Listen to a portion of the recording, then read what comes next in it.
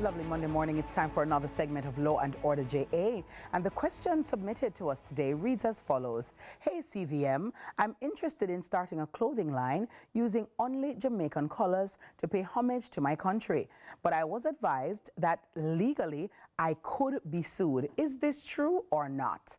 This morning we have attorney at law Annalisa Chapman, and she's here to lay down the facts and help us avoid any courtroom faux pas and any kind of legal action. Good morning, Annalisa. How are you doing today? Good morning. Lovely. Thanks. Great to have you here. So trademark is the area of law that we'll be looking at this morning. First of all, we've spoken about copyright before, but just for our viewers who may not have seen that show, talk to me about the difference between what is copyright and what is trademark. Okay, so copyright law essentially protects the expression of ideas, the tangible expression, which means you have it in some kind of recorded form. So whether it's poetry, whether music, film, creative expression, designs as well. Dance as well.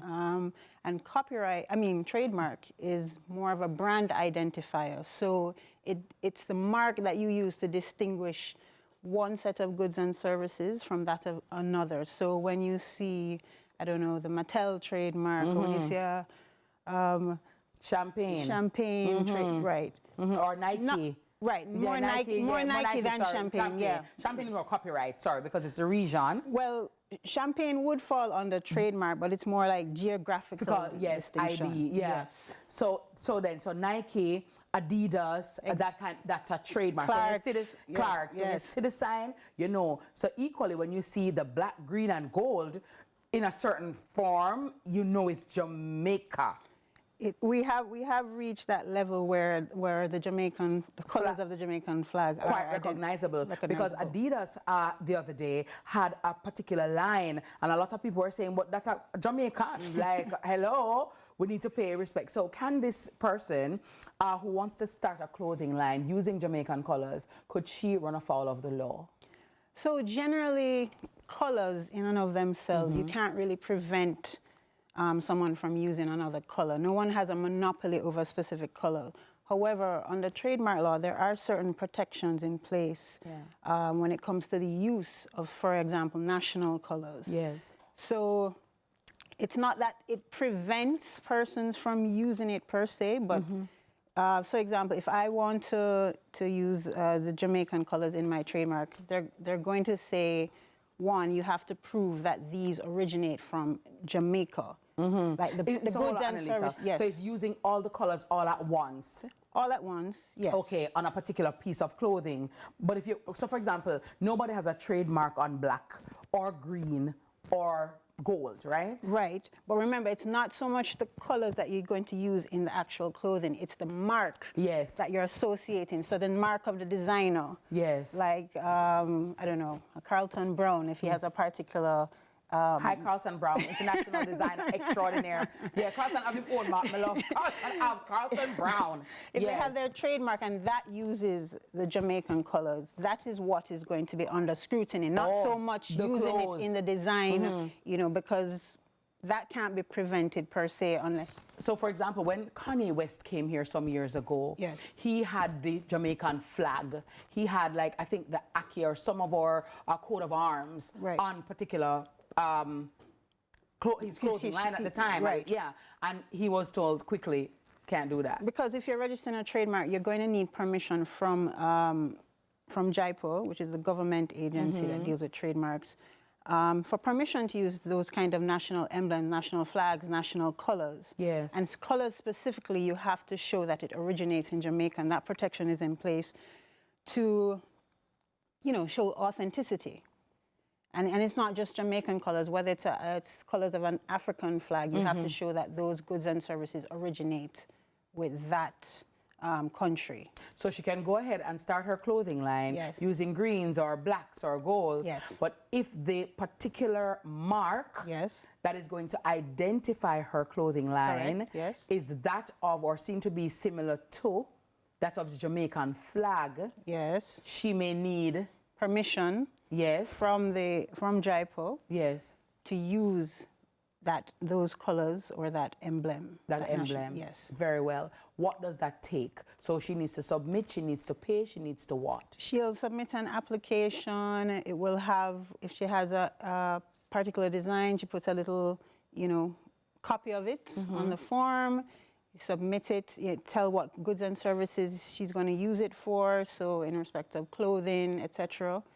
You submit it to Jamaica Intellectual Property Office. Right. There is a fee. I don't know, you want to get into the details of the exact fee? No, I'll leave it to them. Yes. And the overall process generally takes about 9 months from start to finish. By the time you register it is the time, the date of filing is the time when your trademark will be deemed to be effectively registered once the process is completed. So even if it's completed 9 months down the line, if it was registered on the 1st of January 2025 and it's completed at December, the effective date of your registration is the 1st of January 2025. Okay, very well, when it is put in. Correct. So then after you go to JIPO and you do all of that kind of registration, and you are now able to go and produce your thing, your clothing line, and put your mark, you're good to go. Yes, and I want to emphasize that you can trademark a color, but it's very, very difficult, and you have to show that the general consumer market identifies your brand. Right, so, with that for example, Tiffany blue. Yes. Very distinctive. Yeah, that very aqua. Exactly. Yes, yeah. Again, Mattel Barbie pink. Yes. Post-it canary yellow. Things like that.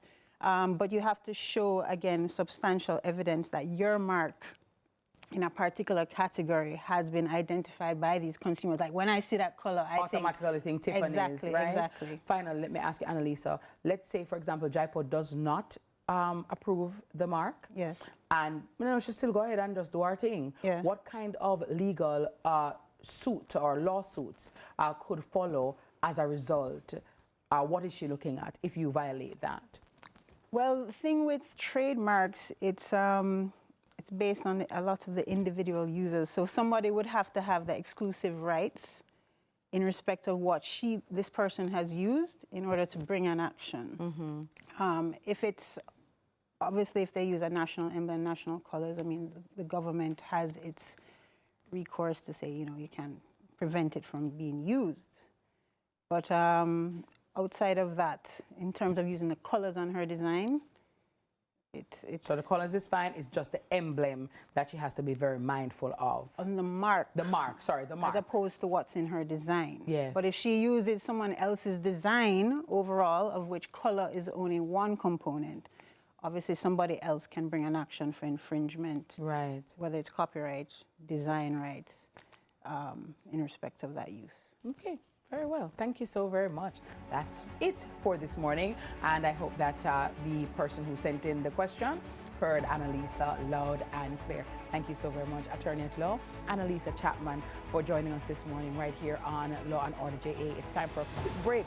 But when we return, tax season is here, and we've got an NCB expert to help you and your business handle taxes like a pro. You won't want to miss it.